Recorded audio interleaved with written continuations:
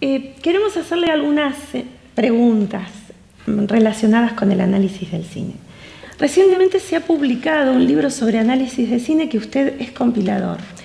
¿Nos podría explicar cómo es su metodología de análisis? Usted hace determinadas taxonomías relacionadas con la semiología, relacionadas con la narratología, que nos parecería muy interesante que nos lo comente. Es un modelo didáctico muy ordenado y que puede ser respondido con distintos grados de profundidad dependiendo de la experiencia de análisis que tenga cualquier espectador. Por ejemplo, para estudiar el inicio, uno puede utilizar una categoría como la intriga de predestinación de Roland Barthes. Es decir, como el inicio, como en la novela decimonónica, contiene el anuncio del final de la historia, ¿no? Es la intriga de predestinación. Entonces, categorías como esta, que son en total 125, se puede dar una respuesta más precisa a cada una de estas 24 preguntas. Pero las preguntas son, como decía, preguntas que puede responder cualquier espectador por el solo hecho de haber visto la película.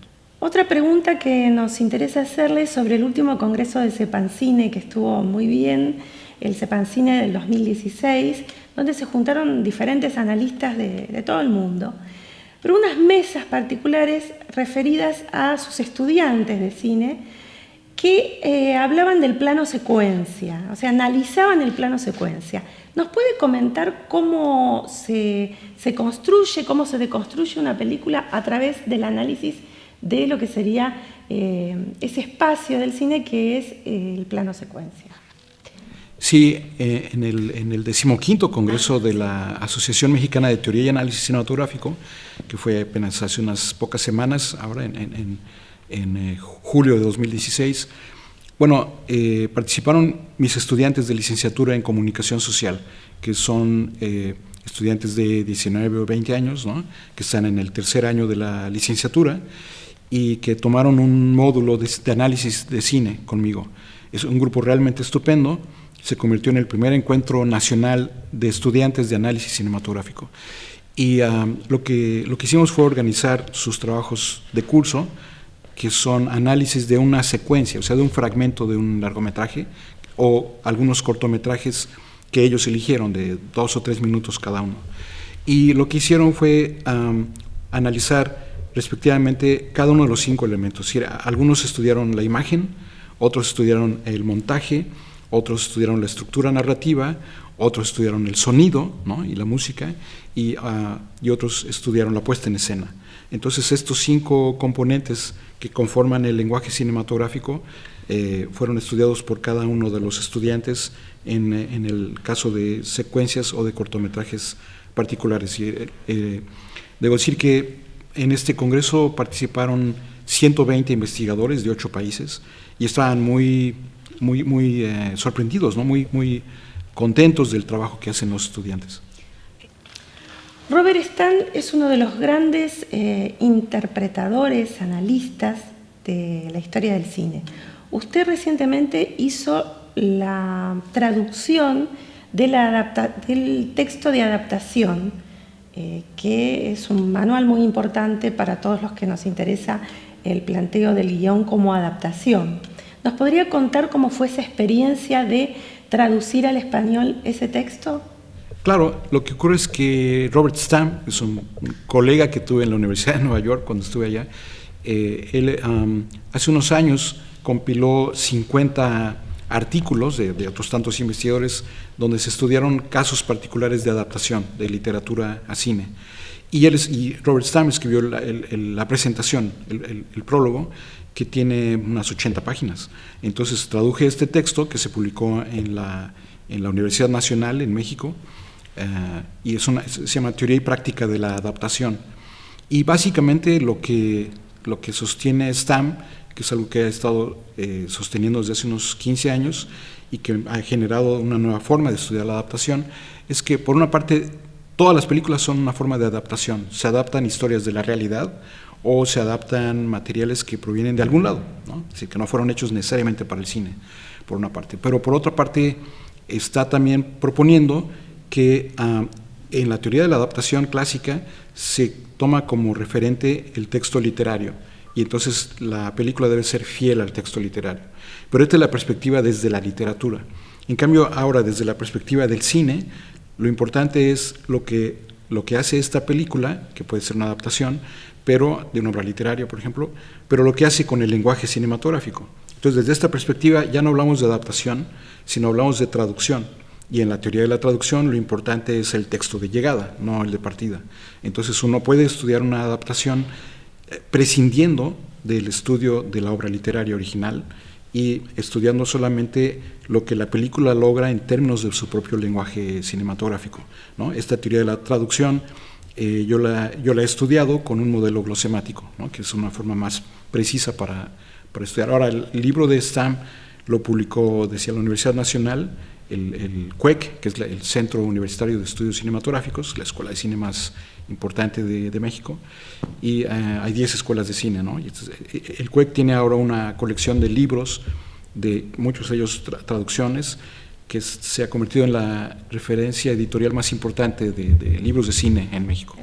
En estos momentos se está hablando mucho de los medios audiovisuales como transmediales. En ese sentido, el cine está ubicado dentro de esas plataformas. Nos interesaría alguna conceptualización suya vinculada al análisis en transmedia y la transmedia relacionada con el cine. Sí, claro, la naturaleza intermedial del ecosistema de imágenes y sonidos actuales creo que es una consecuencia natural de las posibilidades de los medios digitales, ¿no?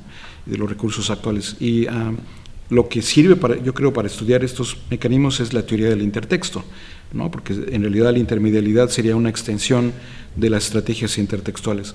Creo que es interesante porque lo que en el año 70, cuando Kristeva acuñó el término de intertexto, en realidad se ha convertido en un elemento central de toda la teoría de la comunicación, y una forma ampliada de la intertextualidad, creo yo, es la intermedialidad, que define precisamente nuestra experiencia cotidiana frente a los medios.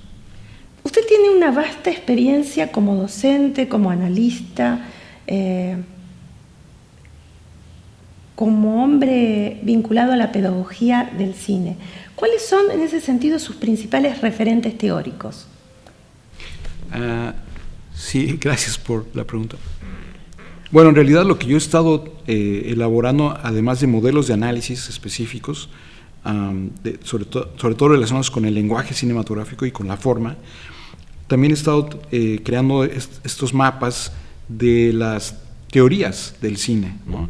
Porque en Latinoamérica y en general en lengua española, no solo en cine, sino también en literatura, no tenemos una tradición teórica, es decir, no hay ninguna gran teoría de alcance universal que incluso sea traducida a otras lenguas y que sea utilizada para estudiar cualquier película o cualquier obra literaria, ¿no? En ese sentido diría que no tenemos una gran teoría literaria, sino que cuando estudiamos una película o cuando estudiamos una obra literaria, utilizamos siempre teorías producidas en otras lenguas, ¿no? Digamos, los modelos de Genet, por mencionar un caso que todo el mundo conoce, o bueno, de Metz, etcétera. Genet produjo sus modelos que luego se utilizan no solo para literatura, sino para estudiar cine, pero Genet lo desprendió de su lectura de Proust, ¿no? O todo el formalismo ruso, pues él estudia Dostoyevsky y demás, y así sucesivamente. Entonces, nosotros creo que estamos empezando en lengua española a producir teoría propia al estudiar la minificción, que es un género, y eso incluye los cortometrajes, los spots, las entrevistas breves, todos estos géneros audiovisuales muy cortos, ¿no? Que tienen una naturaleza diferente de un largometraje. Para estudiar el largometraje conviene estudiar la teoría del cuento, pero para estudiar los materiales cortos conviene estudiar la minificción. Entonces, a partir de la minificción está generándose una primera gran teoría literaria universal, y a partir también de la minificción audiovisual se está generando por primera vez una teoría del cine de alcance universal para estudiar incluso cualquier largometraje, porque se puede estudiar una secuencia de un largometraje, que es lo que uno estudia en una clase, ¿no? No da tiempo de estudiar la película completa en la clase. Ahora, entonces, estos son referentes importantes: la teoría del cuento, la teoría para el largometraje, la teoría de la minificción para todo lo que es más breve, y para terminar de responder a la pregunta, en realidad yo pienso que hay 4 grandes tipos de teorías del cine, de teorías literarias, ¿no? Lo que llamo las teorías textuales, centradas en el lenguaje y en los elementos de la forma, como imagen, sonido, montaje, puesta en escena, narración. Las teorías de tipo contextual, que son las que han dominado mucho, que vienen de las ciencias sociales, ¿no? Teoría del autor también, la historia del cine, la sociología, ¿no? Las teorías que podríamos llamar subtextuales, ¿no? Como el psicoanálisis, como el feminismo, etcétera, que estudian el sentido ideológico de las películas, y las teorías que podríamos llamar intertextuales, que incluyen la intermedialidad, pero sobre todo las competencias y la enciclopedia de cada espectador, ¿no? Los procesos de recepción. Entonces, estos 4 tipos de teorías son el panorama global de la teoría y los métodos de análisis cinematográfico. Así que lo que he estado tratando de hacer es esta cartografía de los tipos de teoría y los métodos de análisis que se desprenden de cada tipo de teoría. ¿Hay algo que no le pregunté que usted quisiera decirnos? ¿Quiere agregar algo más? Wow, estoy muy contento de estar aquí. Estoy muy impresionado por la organización y el ambiente de trabajo que hay en esta escuela. No, muchas gracias, Lauro, y esperemos que esté pronto por acá.